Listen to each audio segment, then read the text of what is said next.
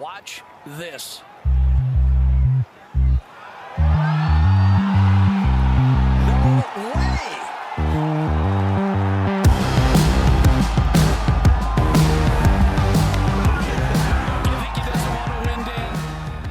Hi everyone, it's Bruce here and welcome back to the Cookie Jar Golf Podcast. I hope you're all well and staying safe, staying at home during these uncertain times. Had a lot of engagement from our listeners over the last couple of weeks and it's great to hear that we're providing you with some small amount of light relief and entertainment during the lockdown. As ever, you can get in touch with us at Cookie Jar Golf, and that's on Instagram, Facebook and Twitter. In this episode, Sam, Tom and I are fortunate enough to be joined by Iona Stephen. As many of you will know, Iona works as a presenter and broadcaster for Golfing World and Sky Sports. But she's also a very accomplished player in her own right, and as you'll hear shortly, her golfing journey is a fascinating one in many respects. Iona, welcome. Thanks very much for coming on the pod. How are you? I'm very well, thanks, Bruce. Thank you for having me on. How are you passing the time during the lockdown? Well, it's interesting because a lot of my friends have been like, I'm so bored. And I'm like, how are you bored? There is just so much to do. So in typical style, I've been very busy actually. I'm still doing a bit of work with Golf TV. And when I'm not working, I'm usually en route to the fridge. Yeah, like many of us, I think. So I guess many of our listeners will know you from your presenting and your broadcasting work that you've done for Golfing World, Golf TV, Sky Sports. But perhaps you could take us back to the beginning of your journey in golf. Am I right in thinking you only started playing the game when you were 19, but quickly you got your handicap very low, I think to +3, was it? That's right. Yeah, I was late to the game. I played hockey was my main sport growing up, but loved sport in general and anything with a stick and a ball. But um, I watched the Women's British Open at Carnoustie, which inspired me to take up the game and found myself taking it up at university and quickly realizing that I'd missed a trick and that this was a game I should have started a lot earlier. And I wanted to get really good at it as quickly as I could. And I had seen these girls at the Women's British Open, like Paula Creamer, and I remember watching Kylie Walker, and she had her whole family there. And I was like, why am I not doing this? I want to do that. And because I'd reached a pretty high standard in sport before, I just assumed that I could do this. And I thought, right, challenge accepted to myself. And I was at Glasgow University at the time, and I transferred my degree to St Andrews so that I could access better facilities and basically a free bucket of golf balls because I was rattling through them at a pace I couldn't afford because they were like £5 a bucket. So I moved to St Andrews, got myself a range card, and blagged my way into the golf team off a handicap of 12. And at the time, I'd been playing for just less than a year. And then at the end of my year in St Andrews, which was just the most fantastic year, I was playing off a handicap of 4, and I got invited down to Wentworth to be part of a scholarship program. Clive Woodward, so Clive Woodward had heard about my progress, and I'd played for Renfrewshire for my county, and basically I'd been knocking on any door I could to try and get involved in any sort of competitive golf. And just the timing was very fortuitous for me, as he had this kind of program going on and wanted to use me as a bit of a guinea pig, really, to see how good I could get. So invited me to go down and be part of this 3-year training program, which was to see, can someone start the game late and then still become a very high ranked professional. And our ultimate goal was, to play at the very, very top. And so I packed my bag, got my golf clubs, went to Looker's train station and got on a train down to King's Cross. And I got picked up by Clive himself and lived in his garage for 12 weeks before I found some housemates that I could live with down south. Yeah. And he sat me down and he said, right, this is our plan. And we're going to give you 1 year to get to scratch. And if you do, we'll give you a further 2 years to receive support and coaching. As I desperately needed coaching. I was this sort of raw hockey player, like tearing it around a golf course, going like all over the place. And I was very self-taught to this point. So I needed help. And he was prepared to help find me some, and Wentworth had some fantastic coaches available. Christian Baker was my first golf coach down there, a friend of mine who I still stay in good touch with now, and I was given access to some fantastic strength and conditioning professionals, as well as people like Dave Allred and some nutritionists, you name it. There was no stone left unturned. And at the end of that year, I had broken 3-course records, and I played off a handicap of +3. So you could say it was a pretty fun year. Some achievement, that. So in 3 years, so just to run over that briefly, so in 3 years you went from basically not having played the game to +3, really? Yeah. With course records under your belt as well in the process. Yeah, that's insane. A couple of 3-course records in total, and a lot of it happened in the space of that year. And I had this like real sharp acceleration in my performance. But then, unfortunately, at the end of that year, it was the beginning of my wrist problems, and I started to get this niggle in my right wrist, and that would unfold. And unfortunately, it just kind of got worse. I sort of managed it for the next couple of years, and I was start stop, and trying to get the best advice I could medically. And I was like a dog with a bone. I wanted to get to our target, and the first year had been such a success that I didn't want to stop. And I never could have predicted that an injury would have. I hadn't ever had another injury in my life, so I thought, this will be fine, and I'll overcome this. But it wasn't to be, and unfortunately, it manifested to be a chronic injury that I still haven't really managed to overcome today.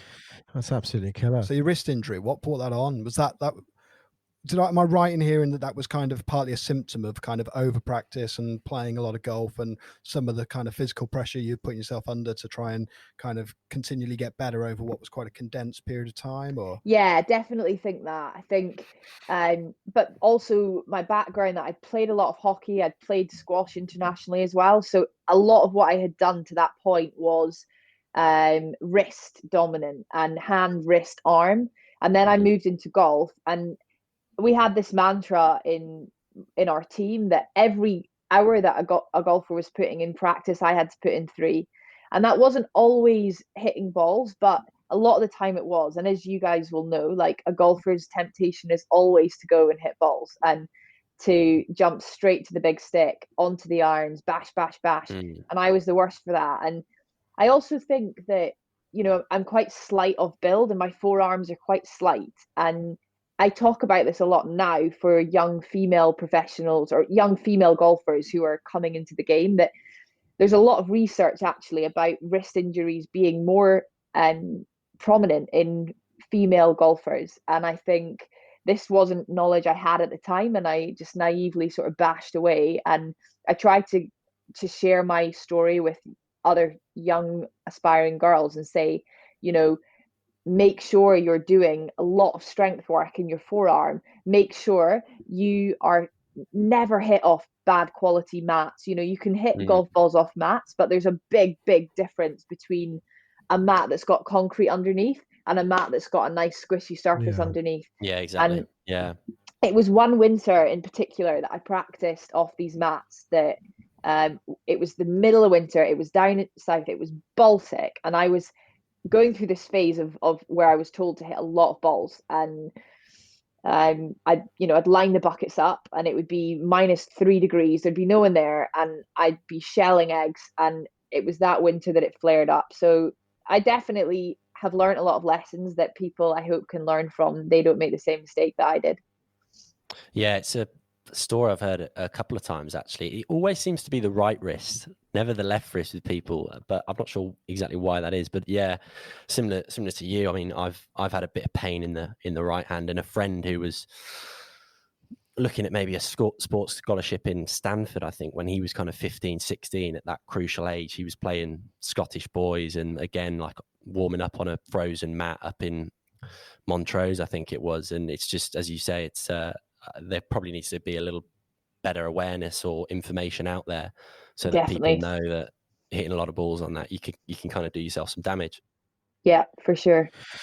It's actually a really fine line, though, isn't it? I mean, what would you, if you hadn't have hit so many golf balls, do you think you would have got as good? And knowing that sort of information, would you still have done what you did and hit as many golf balls as you did, or perhaps would you have sort of laid off it and just sort of, let your golf nature take its course?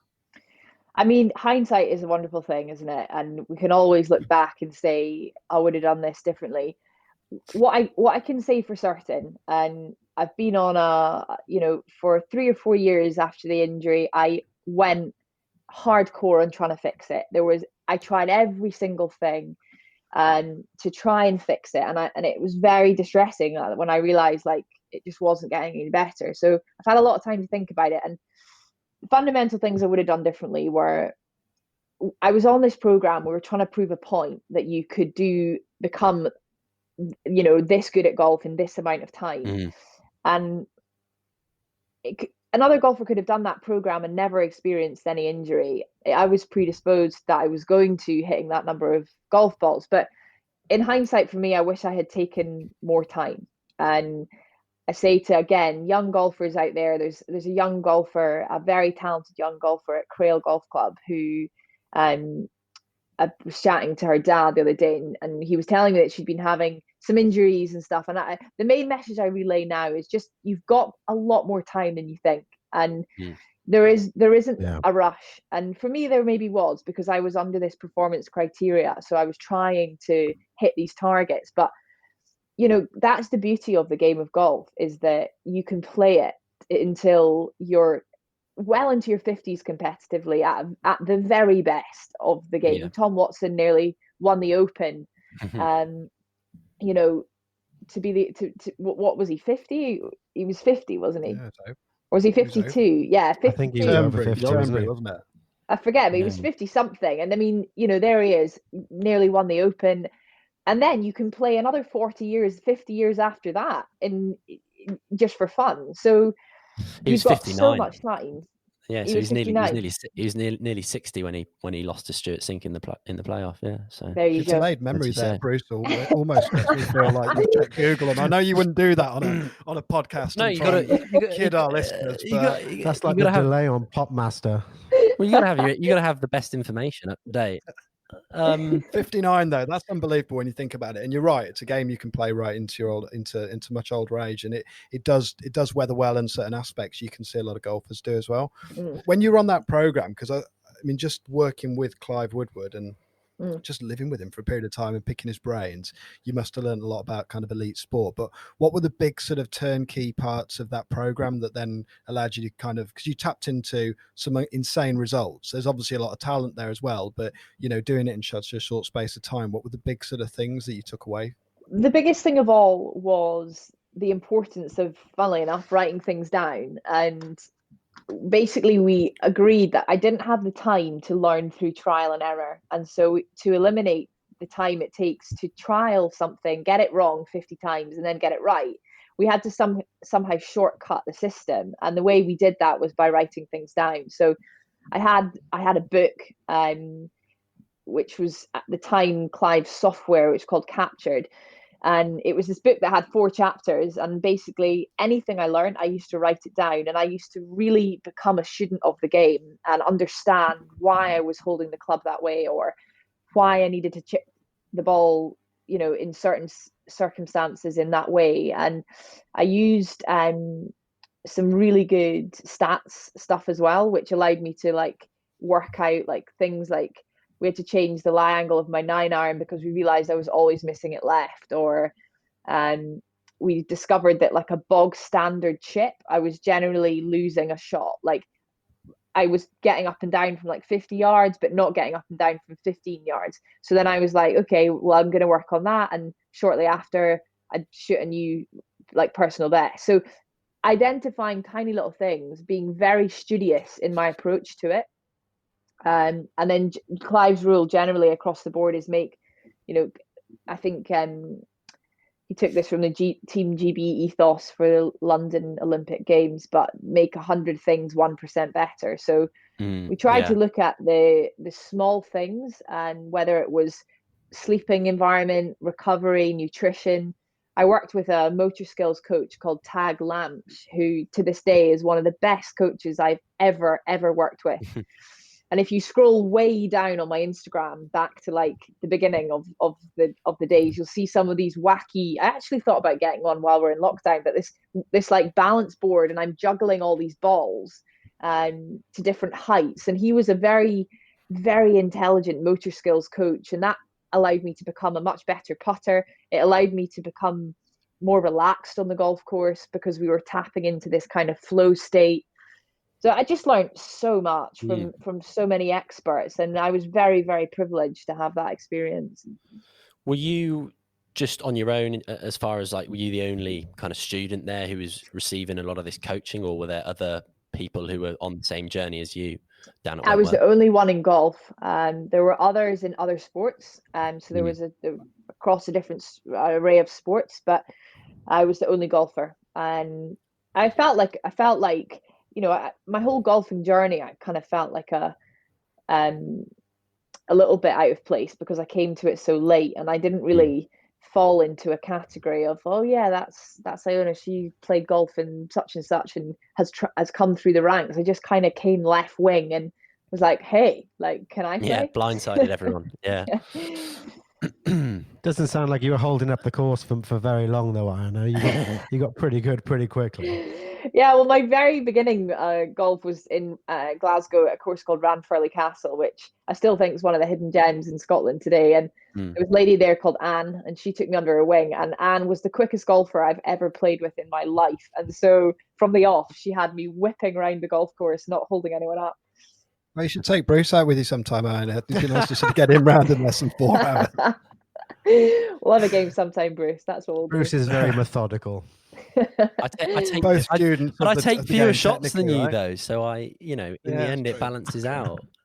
It's interesting talking about the approach with statistics, though, isn't it? And I think, you know, there is software out there. There's things that people can do, which actually does give you a massive leg up. And you know, is it Scott Fawcett that you've been trialing a bit of that, haven't you, recently, Bruce? In terms of like looking at some of decade. Yeah, and like, you know, amazing the stuff you can learn by just looking at the numbers behind it rather than just thinking about kind of flight path and how far you can hit off the tee and how many greens. There's a lot more to it. Well, I guess Dave Ulred would be, you mentioned Dave Ulred there, Iona, and he's someone who I imagine he was fascinating to learn from him. When you were working with him, I guess that was maybe just before he kind of hit the heights of superstardom in golf with Molinari. I know he'd done a bit of work with Luke Donald, and he was always well known as Johnny Wilkinson's kicking coach. But was there any insights in particular that he provided you just thought, wow, this is gold dust?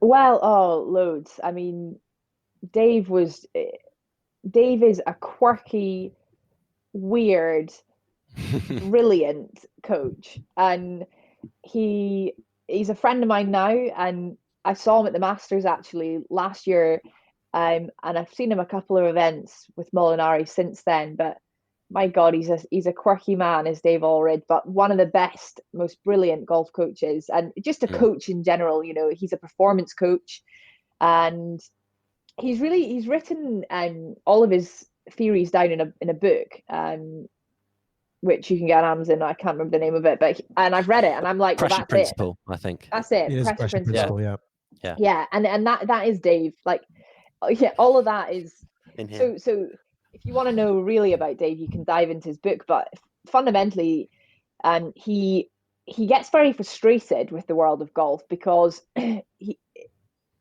basically likes to separate. He has these two different types of practice. So it's so hard to know where to start with Dave, but he basically likes to break practice into two separate camps. One is totally outcome focused, so scoring, and the other is totally process driven, where there should be no outcome. So, for example, you can't see where the ball goes, so you must hit it into a net or a sheet or something that you're not concentrating on where the ball goes, and he calls that practice. And then anything where you can see where the ball goes, you've got to focus on the outcome, because whether you think you're trying to change your right elbow or your left hip, you're not going to, because you're going to be hitting a golf ball, and your priority is going to always be hitting the ball in the air. So his approaches to practice are just fantastic, and things like you'd never do a practice with Dave that you'd fail at. So he'd always, rather than say how many out of 5 can you get in that circle, Iona, he'd say how many until you get 5 in that circle. So you always finish feeling like you've done it, you've achieved it, but he just manages to get you into that zone of sweat. And he's, where you feel the pressure, you're like, I can't do this. And usually with Dave, he does things in groups of 5. So he talks about the importance of that first ball in practice, because the first ball is the most important, because in a round of golf, you only get one ball. You don't say, oh, didn't quite catch that one, like I'm going to hit it again. You go and find your ball, and then you're back to it, the first ball all over again. And you do that, 75 times or however many times on a round of golf. And so Dave would always talk about this reset, and you'd watch Molinari, you'll see him putting it in groups of 5. You'll never see him just pouring the bucket out and hitting ball, ball, ball. He'll very carefully put his little pockets of 5 balls. And so little approaches to practice like that is Dave Allred's ethos, and it's fantastic. Yeah, and you're kind of living proof, I guess, of how, someone, if they go about it with the correct information and, they work hard. Not everyone's going to be a multi-sport athlete like you were, who's played hockey and lacrosse and so forth at a high level. But with that correct information, you can definitely expedite the process of improvement a hell of a lot quicker, can't you? Definitely. Yeah, absolutely. He helped me enormously. And he saw me through the injury and witnessed my frustration. And even through that, he was so supportive, and he wanted me to be successful. And he could see that I wanted it badly, but a coach can't really work with an injured player. So ultimately, we're just mates now. But he taught me a lot, and I wouldn't have got to +3 without Dave Allred, that's for sure. So how did the broadcasting and the presenting opportunities first arise then?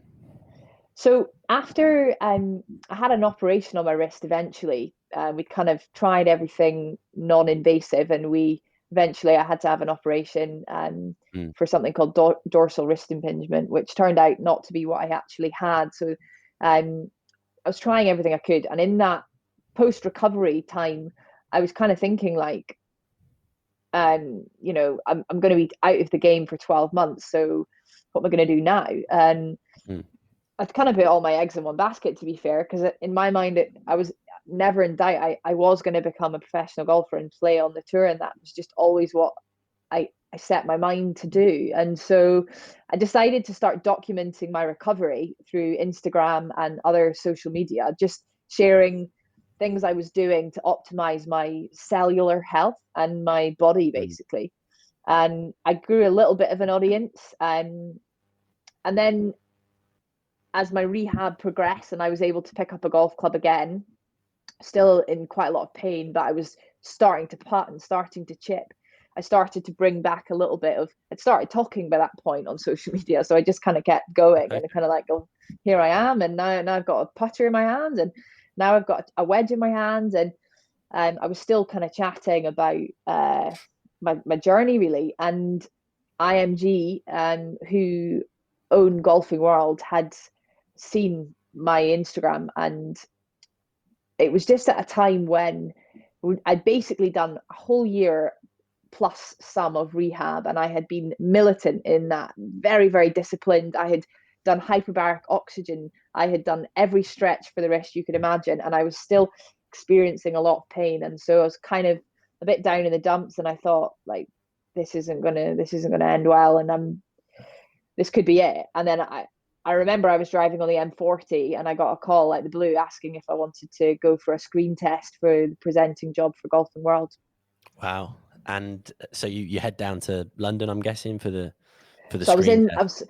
I was in Marlow, and so just outside London, and I went to Chiswick, and obviously I knew Golfing World, and I knew Anna Whiteley, and I knew she was a fantastic presenter. And I didn't even, my team and my coach and my manager at the time, from a golfing point of view, is a friend of mine called David Grundling. I didn't tell anyone. I didn't tell my family. Really? I had to learn these 2 scripts, and I can still remember them today. I just thought, right, I'm going to learn these, like really learn them. and I'm going to go. And I just went. I didn't tell anyone about it because I thought, like, I'm not a presenter. There's no chance, like, I'll be getting this job. I'll give it my best shot. But I imagine I knew some of the other presenters, because when I went, there was a list and I saw some fantastic names, and I thought, like, oh, this isn't going to happen.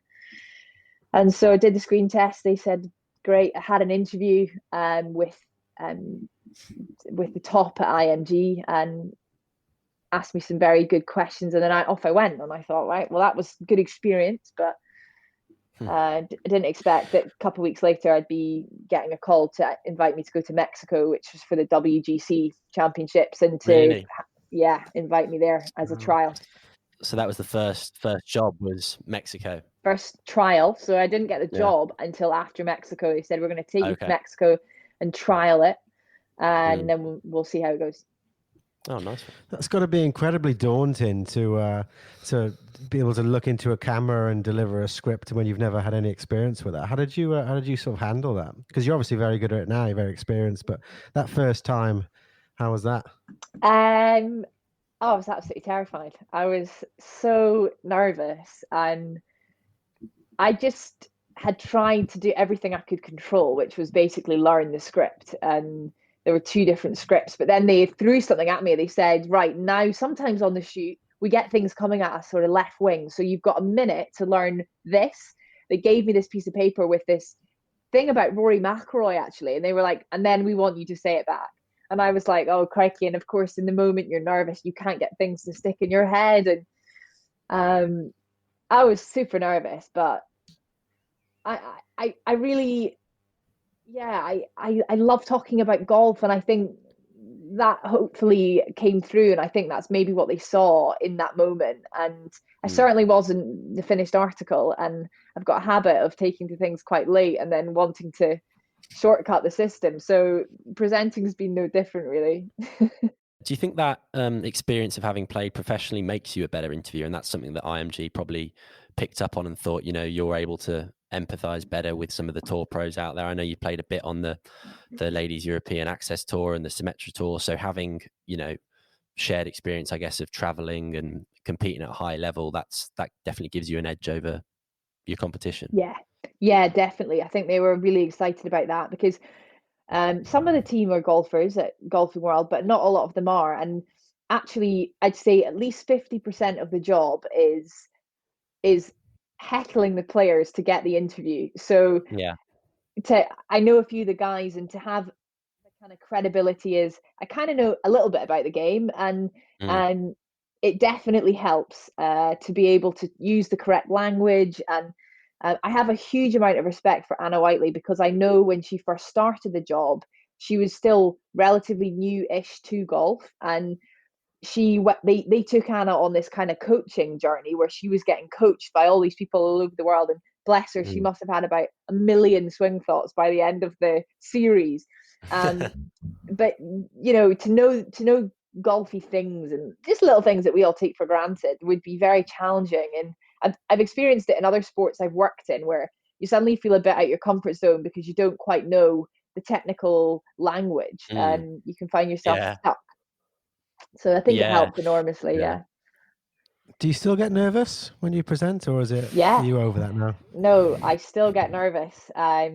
It really depends what it is, but definitely less so. I saw a feature of you playing with Keimer, I think an alternate shot format on YouTube. Were you nervous in that? Yes. Like, sort of playing in front of professional golfers who've won majors? Totally. Is that kind of nerve-wracking?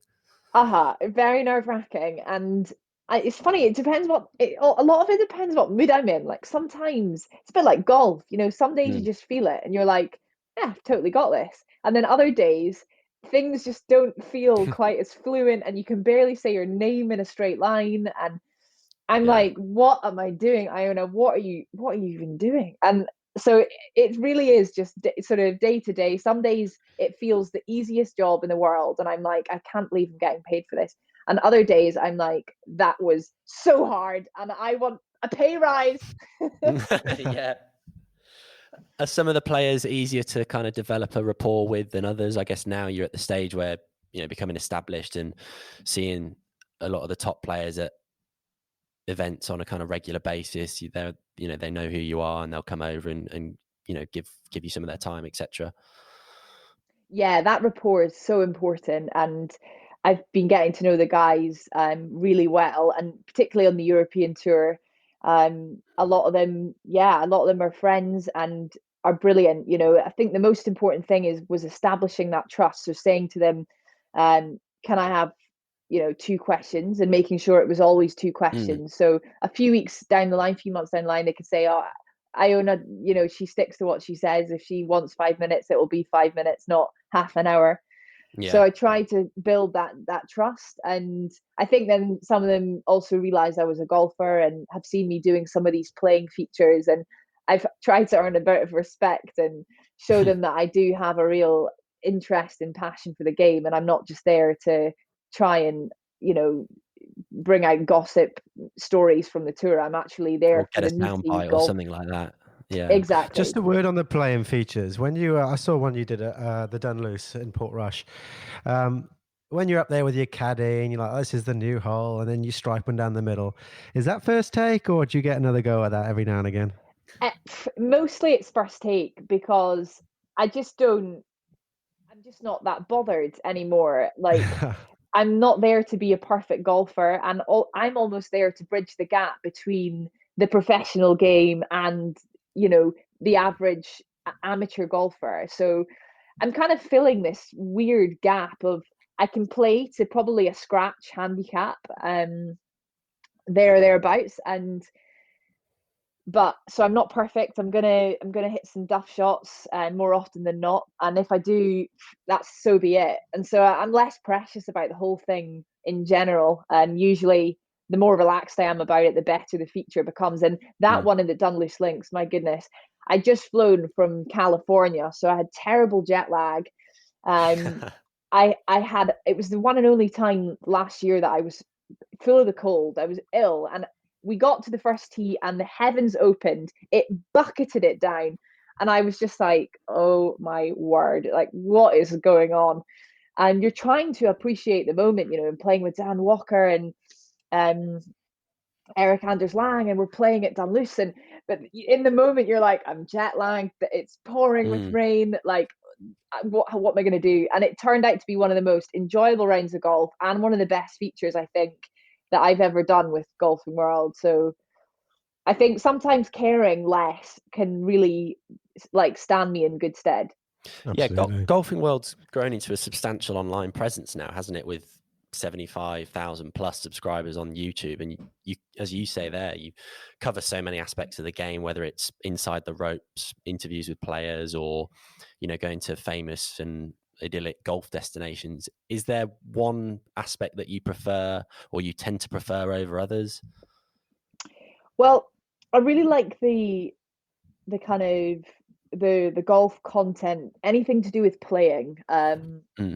So I've done a few of the traveler features. The end of last year, I did it was the most enjoyable piece at Streamsong Golf Club in an hour and a half north of Orlando, and it's serious.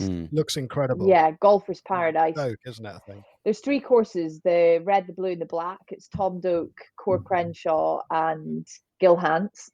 So 3 world-class golf courses, and we got we're there at the hotel, and we're doing a kind of piece on the whole resort. And the pieces like that are very enjoyable, but what I enjoy the most is the kind of journalistic aspects of the game of golf. So I hope that's where my career goes. So, whether it's to do with players and their story and their relationship to the game. Yeah, I love pieces like that, where you're getting to understand someone and understand their story, their feelings, what's their experience in relation to the game of golf. I love that sort of stuff. And then anything that Chris Bazzuno one on that note, the Chris Bazzuno interview was one of my favorites. I think that, as you say, getting to know a player and know their story and actually kind of hear it unfiltered in a way, it's pretty remarkable. I can imagine that's quite a rewarding process to go through. Massively. That was one of the best. the Christian Bezuidenhout interview was one of my favorites, and Mm. I don't know if many people, like, I'm hoping not many people notice this, but I actually nearly welled up at the end of that, and I kind of kept it together. And it's a skill of presenting, is definitely keeping like everything together, and I'm a lot better at it now, but I find his story particularly moving, and just the way he spoke so openly to me. And you know, he'd come full circle back to the scene of the crime, so to speak, where he'd been, drug tested and banned from playing golf, and then there he was playing back in the Open back in Portrush. So it was just the most emotional story, and things like that I love. Yeah, getting to the heart of the matter. What's the kind of process like when it comes to, you know, choosing features to film or writing the scripts, as it were? Do you have much input over that kind of creative direction or the script direction? Yeah, a lot of input at the beginning. I was just learning the ropes really, but now it's very much a team process, and I obviously present a lot more for Sky Sports Golf now, and it's very, very different. Golfing World, Sky Sports Golf, and with Golfing World, it's a kind of a whole team effort. So you're kind of drawing straws to see who's going to go and ask the player, but in the main, it's me being the kind of consistent person that's there week in, week out. It might be a different crew like every week. So to be fair, they love to use that line, like, you're the consistent asset, Iona, you have to go and ask the player. So usually it's me going yeah, Val Chestnut. Whereas golf, Sky Sports Golf, you know, you won't find yourself trekking up a hill with a camera bag and a tripod over your shoulder. You're kind of shipped in and shipped out. You do the job, Right. but so Golfing World, it's a smaller production, and as a result, we're just all a team, and we were like this little family really that travel around the world, and we all muck in where we can. And I'm in front of the screen, but there's a lot that goes on behind it, and it's a big team effort. I think it's quite interesting when you watch golf live, just to kind of almost look into some of the work you do for Sky Owner. Most of our listeners are predominantly UK, and clearly most of the golf we watch is through Sky, which has a really different sort of angle of attack when it comes to broadcasting and how we, you know, stuff that's kind of behind the scenes and, you know, player expos and stuff is very different to what the kind of guys in the States do. How does that kind of fare in practice? So when you're like on the ground at a tournament week in, week out with the guys, I feel like golf's very different in so much as you've got several different broadcasters, you've got lots of different balls up in the air at any given moment. Presumably you've got quite a large stable of players who are all got a huge amount of attention from them from different media outlets. How does that all sort of work in practice? Because it must feel like a bit of a scrum really at times. Yeah, it is quite tough.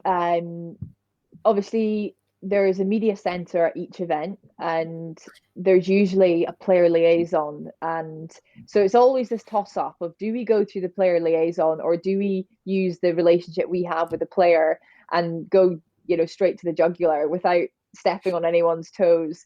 So you're always trying to balance it. And there's times where you know you can approach a player and no one's going to be, you know, upset. And there are other times where you have to go through the necessary protocol and wait in line. And I can remember last year at the Masters, I was there with Golfing World, and Tiger had agreed to do a series of interviews, and we had been given 3 questions that we could do with Tiger because he was a Rolex ambassador, and Golfing World do a lot of work with Rolex. So I was 3 weeks into the job, and I found myself preparing to interview Tiger Woods after he just won the Masters. Wow. So I was like, okay. And I was with the most brilliant team, Justin and Matt, and they let me say these questions out loud about 2,000 times. And they just knew that it was extreme circumstances, and I needed to prepare in the way that I needed to. And so we went to the grill, which was where Tiger was coming, and you had Sky Sports Golf, the Golf Channel, and we were there too. So we had to form this orderly queue, and his manager came storming in saying, like, Tiger's got to go. All interviews are cancelled. We'd been waiting at that point for about 2.5 hours, and we were like, no, like, oh no. And the next minute, Tiger just walks in, and we were like, oh my God. And then his manager's going, It's on. the interviews are back on, interviews back on. So we'd been given strict instructions, like maximum 3 questions, and that's it. And of course, the first 2 broadcasting channels, we were last in line, took way more than 3 each. And then his manager was like, "You guys are cut. Tiger's got to get on his plane." So we. Oh no! So Mark we've been Steinberg, waiting. that was who just walked in and just, oh. So it was. Did you shout gutting. after him? Did you just shout your questions as he's walking off? Like, Tiger, come back. I stick to 3, honestly. Everyone knows I only stick to 3 questions. Does the chance come again? Has it come round again to interview him or chat to him at all? Yeah. I've chatted to him a few times. The next time I saw him after that was at Wembley Stadium, actually, where I did this putting event with him and got to putt with him for a while. And then with Golf TV, obviously they work very closely with Tiger, but Henny does most of the interviews with Tiger, and they've kind of got a rapport. But I did some stuff with him last year at the US Open, had a nice chat with him, and yeah, he's always in good spirits, and yeah, a decent guy, but gets a lot of heckling from the media. So yeah, I bet. Well, he just transcends the sport, doesn't he? Sometimes. He was known as being this kind of Darth Vader figure, wasn't he? Back in the day, he was always quite curt and maybe a bit abrupt with the media. But now, since his comeback, as what we hear at least, is that he's definitely kind of mellowed a bit and he's a lot more giving of his time and is willing to engage. I guess it helps when you go and win the Masters after whatever it is, 11 years without a major. Do you think, is that the kind of experience you've had interviewing him as well? He seems quite, friendlier and approachable than maybe you first thought.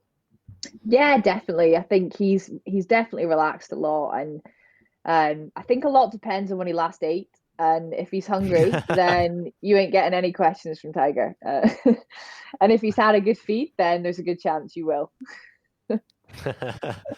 Speaking of food and eating and that kind of stuff, you mentioned earlier that during your rehab phase, you looked a lot at kind of like optimizing health and optimizing, all kind of aspects of diet and exercise and so on. Is that a big passion of yours? Just looking at your Instagram, it seems like that's something that you like to kind of follow the latest sort of development and advice on, etc.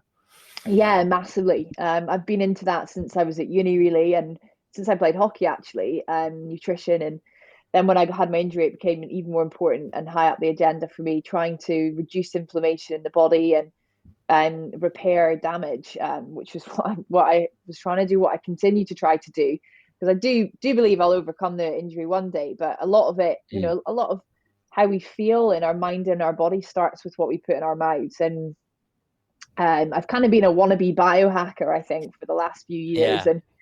And I've got this really good friend, Tim, who leads this thing called the London Biohackers Group. And I'm sort of like a sly member of that, really. I kind of keep an eye on it, and he does this fantastic optimization summit in London, which I've been to, and I'm just massively into it. And I do all sorts of crazy things in my diet. I try all sorts of different things, and I'm always trying to read as much as I can about how to be healthy from the inside out. What's the diet at the moment then? Diet at the moment. I've seen a lot of banana loaf on Instagram, but I think that's everyone else. It's the bulletproof coffee in the probiotics is the key from what I gather. I'm glad to see you guys have been watching. Probiotic, yeah. I do it as well. I actually do it as well. Whereas we do our research. These two just sneer at it.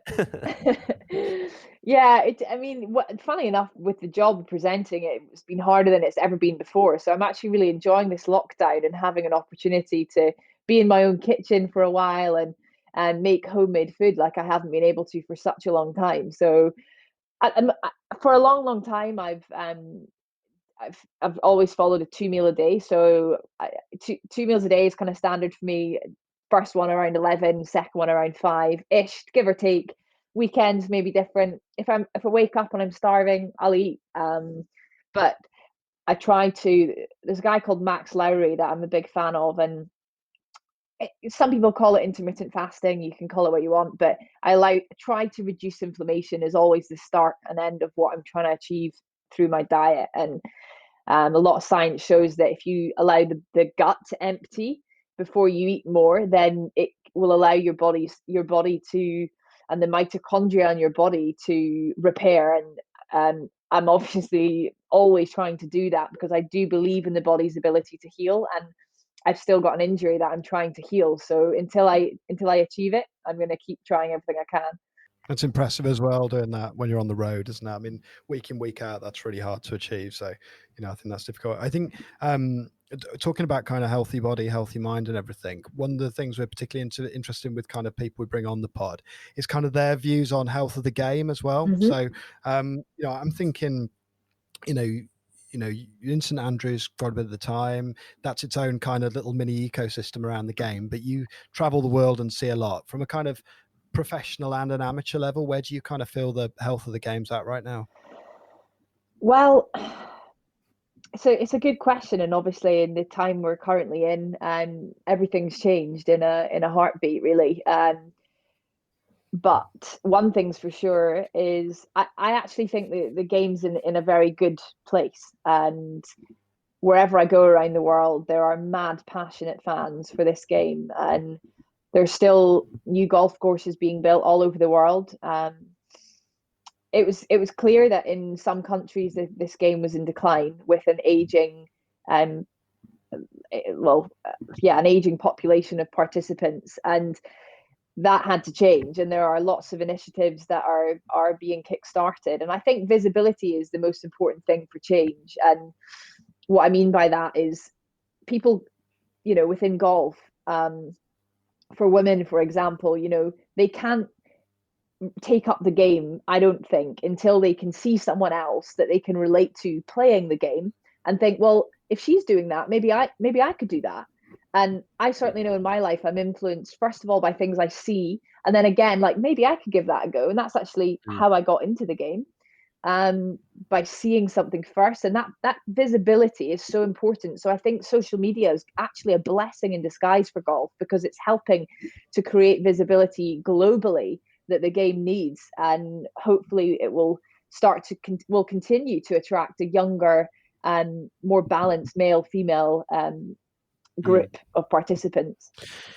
Yeah, a few weeks ago we had Sam Clapham on, who's a club support officer for England Golf, and he was saying that at the moment golf membership for women is about 15%. I mean, it's extraordinarily low, isn't it, considering there's some great stuff, with the Ryder Cup, the Solheim Cup. That Ryder Cup at Glen Eagles, it was great. I can do some quality editing with the Solheim Cup. I saw it coming out of your mouth as well, Tom. I just speak before I think. I'll give you the interview. We'll give you a mulligan on that one. If you want to re-tee that one, Tom. I'm off. See ya. It's funny. Someone commented on my Instagram the other day. I did this golf quiz, and I'm actually doing this golf quiz for Sky Sports Golf, starting next Friday on their Instagram. And I did this quiz about what was the score last year at Glen Eagles, USA versus Europe. And I forgot to mention it was the Solheim Cup. I just assumed people knew Europe, USA, Glen Eagles. Well, and I had this guy completely comment something silly like, you clearly don't know the game, and the Ryder Cup wasn't played last year, and if you're meaning the Walker Cup, it wasn't played then either.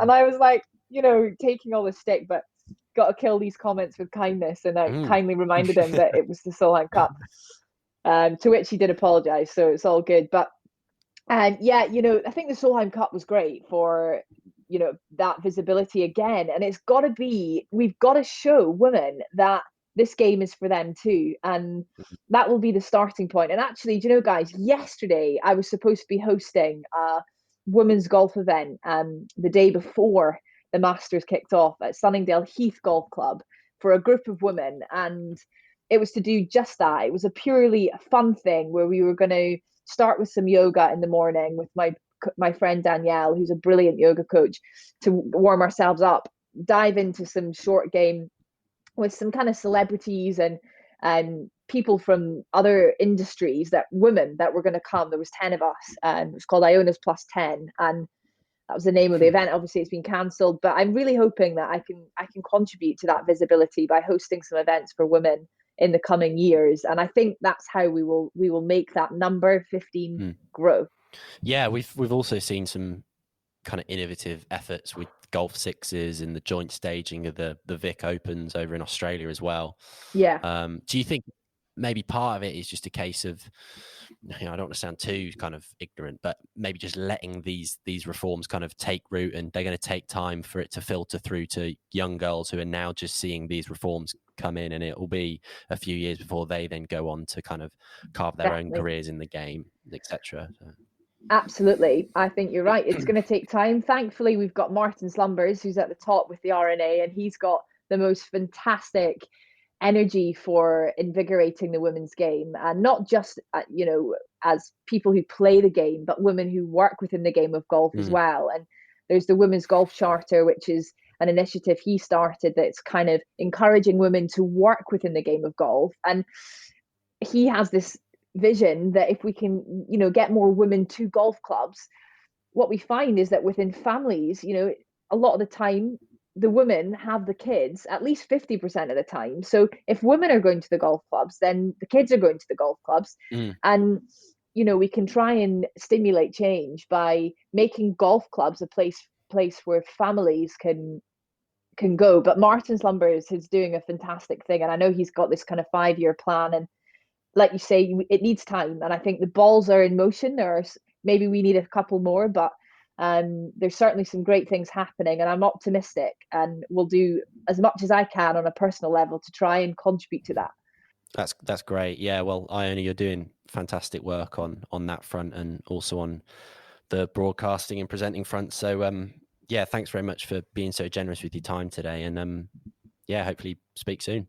It's an absolute pleasure. It's been a blast. Guys. Hopefully we can drag you back on again at some point. Definitely. I'm always around for a blether. Thank you, Tom and Sam and Bruce. Bye-bye. Watch this.